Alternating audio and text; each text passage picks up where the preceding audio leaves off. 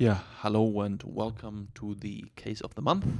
We're in April 2020 now, and I brought you a very special case today, which exemplarily shows what happens if you hurt the biological width with crowns or any other restorations. So great thanks goes to Sandra Hagemoser, who's done this case very, very beautifully. She's an absolute talent, and great thanks to her and to her wonderful work, which you'll see in the second. So this is the initial situation. Lady, 30 years old, having 4 front crowns and massive inflammations. Oral hygiene actually not too bad. A little bit built up, a little bit harder, but not too bad. So what happened here? The dentist who's done that work prepared the teeth way, way too deep and got too close to the bone. We know that we have to have a distance of approximately 2 millimeters to the bone. Of course, that varies from patient to patient, but a few tenth of a millimeter. So way too deep here. So what can we do? We can do an apical reposition flap to save those crowns, but then we end up even higher and have an anesthetic smile because the right lateral incisor is already, the gingival marrow is already not in a great position, and the cane and the central incisors are actually at a good length to width ratio. But so if we do the apical reposition flap to solve that issue, it's not going to go well.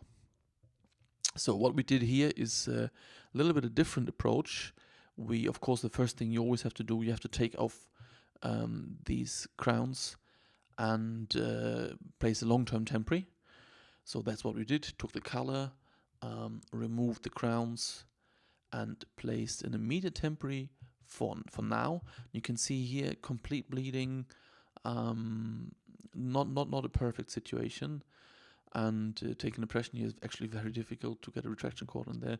But eventually we managed, and the long-term temporary is not that important that it's absolutely perfect.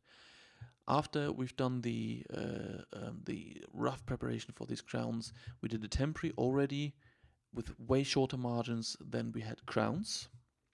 So sorry, my direct temporary is always not very beautiful, but a week later we placed the long-term temporary, and this is the situation here already after 3 months.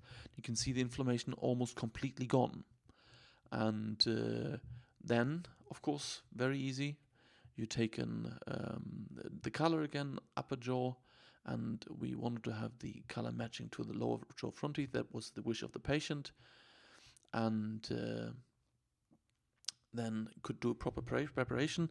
You can see here with the margins is still a little bit infection there, so you can't get any deeper with the margin. You have to make sure that you do a tangential preparation, so not to get to the too close to the bone. And I actually left the shoulder there and did not put the crowns directly right up to the length of the shoulder, which is unusual. So the crown had an actually inbuilt misfit, and we cemented that with glazinomer cement, and that's the situation a week later.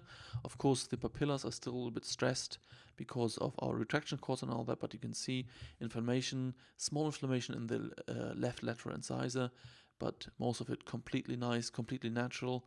And the beauty of the work, you can only see when the patient is smiling, and actually I think a very natural situation. You can't really see that these are fake teeth or artificial teeth.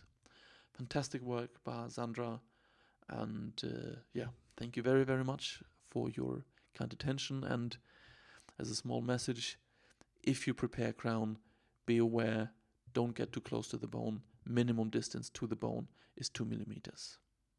Thank you very much for watching, and again, I wish you all a pleasant time ahead. Thank you.